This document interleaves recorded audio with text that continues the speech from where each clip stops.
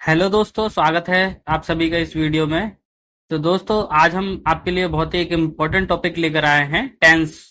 तो टेंस, जो भी लोग इंग्लिश सीखना चाहते हैं या इंग्लिश ग्रामर सीख रहे हैं, टेंस उनके लिए बहुत ही इम्पोर्टेंट होती है, क्योंकि टेंस से ही सारे वाक्य बनाए जाते हैं और इंग्लिश ट्रांसलेशन होती है। तो ये वीडियो उन सभी लर्नर्स के लिए और बिगनर्स के लिए काफी हेल्पफुल होने वाली है। और तो दोस्तों, वीडियो स्टार्ट करते हैं।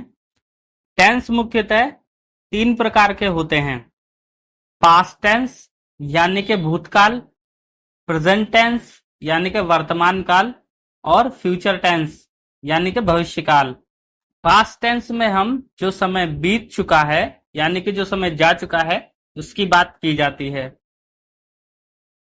प्रेजेंट टेंस में जो समय चल रहा है उसकी बात की जाती है।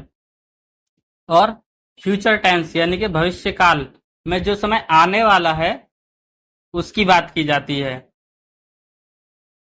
आज की इस वीडियो में हम प्रेजेंट टेंस को जानेंगे कि प्रेजेंट टेंस क्या होता है। प्रेजेंट इंडेफिनिट टेंस में आप ये फॉर्मूला अच्छे से याद कर लीजिए।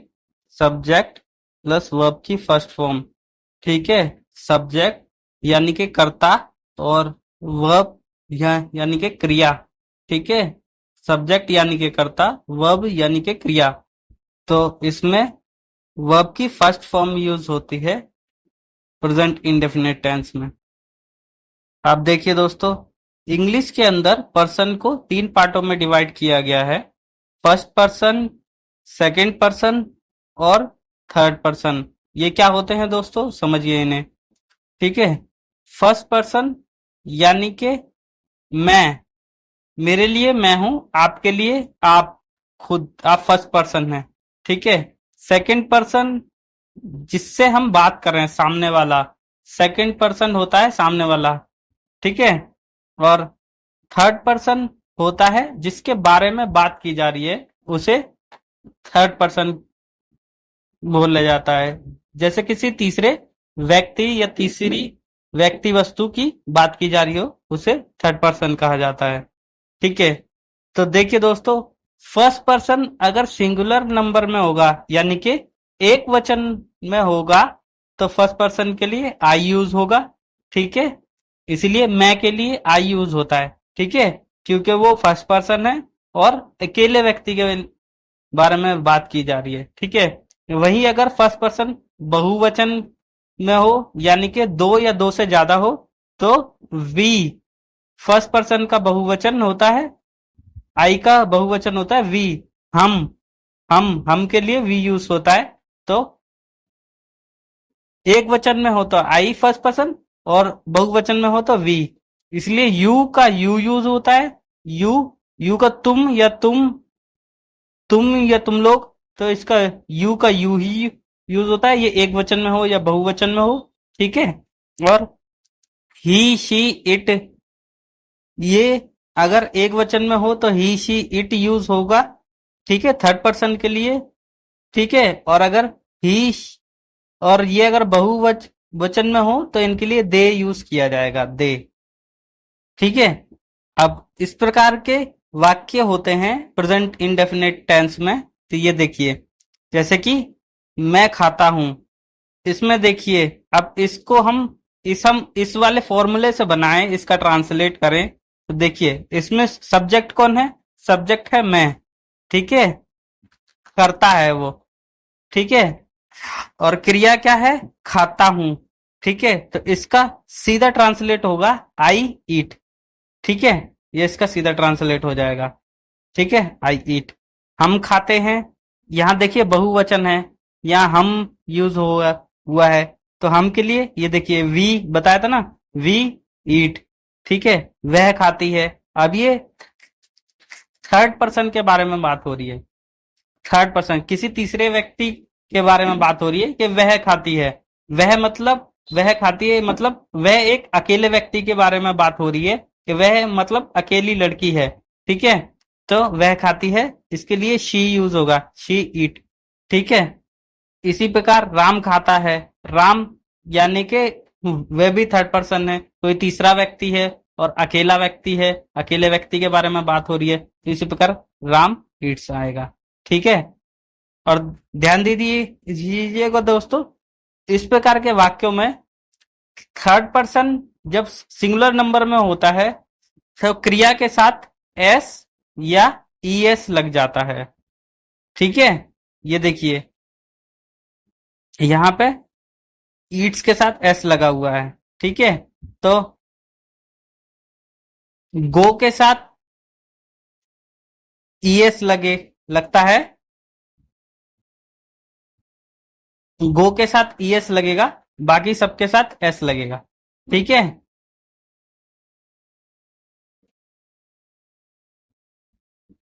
चलिए अब इसी में अगर नकारात्मक वाक्य आ जाए यानी कि नेगेटिव सेंटेंस, प्रेजेंट इंडेफिनिट के अंदर अगर नकारात्मक वाक्य आ जाए तो इसमें देखिए नकारात्मक वाक्य सब्जेक्ट के बाद डू नॉट या डज नॉट लगाकर बनाया जाता है। Do not oblique does not, इनमें से एक यूज होगा, या तो डू नॉट यूज होगा या डज नॉट यूज होगा। जब सब्जेक्ट थर्ड पर्सन सिंगुलर में रहता है तब डज नॉट का प्रयोग किया जाता है तथा मेन वर्ब में ईएस नहीं जुड़ता है, अन्य सब्जेक्ट के साथ डू नॉट का यूज होता है। ठीक है, यानी कि he she it third person singular number के साथ होगा तब हम जो है डज नॉट का उपयोग करेंगे, डज नॉट। ठीक है, और क्रिया में ईएस भी नहीं लगेगा, जैसे वो पीछे सिंपल में बताया ना थर्ड पर्सन और singular number es oblique s लगता है क्रिया के साथ, तो नेगेटिव सेंटेंसों में वो नहीं यूज होगा। ठीक है, और थर्ड पर्सन सिंगुलर नंबर के साथ डज नॉट यूज होगा और बाकी आई वी यू दे इन सब के साथ डू नॉट यूज होगा। ठीक है, अब इसको वाक्य के साथ समझते हैं। ठीक है, ये इसका फॉर्मूला है, ये आप लिख लीजिए या तो बुक में, ये फॉर्मूला है। ठीक है, सब्जेक्ट आता है, सबसे पहले सब्जेक्ट आता है प्लस उसके बाद डू नॉट या डज नॉट यूज होगा, फिर वर्ब की फर्स्ट फॉर्म यूज होगी। ठीक है, जैसे कि आई वी यू दे के साथ डू नॉट यूज होगा, ही शी इट के साथ डज नॉट यूज होगा, ये आप समझ लीजिए बस। ठीक है, इसी में वाक्य के साथ समझिए, मैं नहीं खाता हूं, पिछले वाले में क्या था, प्रेजेंट इंडेफिनिट जो सिंपल सेंटेंस थे, मैं खाता हूं। अब इसमें क्या बात हो रही है, मैं नहीं खाता हूं। मैं नहीं खाता हूं के लिए अब इसका हम फॉर्मूले के साथ हम डाल के देखेंगे। ठीक है, मैं नहीं खाता हूं, तो पहले हमारा क्या आएगा, सब्जेक्ट। ठीक है, सब्जेक्ट आएगा हमारा सबसे पहले। ठीक है, सब्जेक्ट आ गया आई। ठीक है, और उसके बाद आई के साथ क्या यूज हो रहा था, डू नॉट। डू नॉट, अब क्रिया आएगी हमारी खाता हूं, तो खाने का क्या होता है, ईट, तो आई डू नॉट ईट, ये इसका पूरा ट्रांसलेशन हो गया। अब दूसरा एक वाक्य है, राम नहीं खाता है। राम कौन है, थर्ड पर्सन सिंगुलर नंबर, यानी कि वो अकेला है, एक वचन के बारे में बात हो रही है। तो राम एक वचन में क्या था, डज नॉट, राम नहीं खाता, तो इसका ईट हो जाएगा, ये ईट हो जाएगा, यहाँ गलत आ गया, ईट। ठीक है, ये राधा नहीं पढ़ती है तो राधा डज नॉट रीड हो जाएगा इसका, राधा डज नॉट रीड। ठीक है, इसी प्रकार से फॉर्मूले के साथ लगाते जाएंगे तो आपके ट्रांसलेशन अपने आप होती जाएगी, वाक्य बनते जाएंगे आपसे। ठीक है, अब इसी के अंदर इंट्रोगेटिव सेंटेंस भी होते हैं, जैसे कि यदि वाक्य क्या से शुरू हो तो आप वाक्य का अनुवाद डू नॉट या डज नॉट से स्टार्ट करें। प्रेजेंट इंडेफिनिट के अंदर है, जैसे कोई वाक्य है प्रेजेंट इंडेफिनिट के अंदर है, ठीक है, लेकिन उस वाक्य की स्टार्टिंग में क्या से शुरुआत हो रही है, क्या क्या लगा हुआ है, तो इस प्रकार के वाक्यों में ये फॉर्मूला यूज किया जाता है। तो देखिए यही है, डू नॉट या डज नॉट, ये सबसे से पहले यूज होगा। डू या डज यूज होगा। आई वी यू दे के साथ डू यूज करना है, और ही सी इट के साथ डज यूज करना है। ठीक है, फिर सब्जेक्ट यूज होगा, फिर नॉट लगेगा, और फिर वर्ब की फर्स्ट फॉर्म आएगी। ठीक है,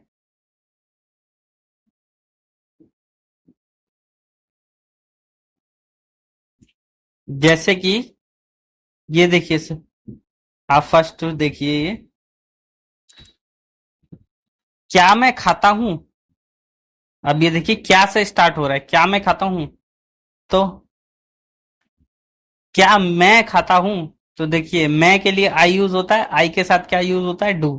तो यहां हमारा फॉर्मूले के हिसाब से चलना है, पहले डू यूज होगा, ठीक है, फिर सब्जेक्ट यूज होगा आई, और ईट के लिए मैं खाता हूं, तो हो जाएगा डू आई ईट। ये क्वेश्चन मार्क का क्वेश्चन मार्क यहीं आ जाएगा। ठीक है, क्या हम लोग पढ़ते हैं, ठीक है, क्या हम लोग पढ़ते हैं, तो वी के साथ भी डू ही यूज होगा।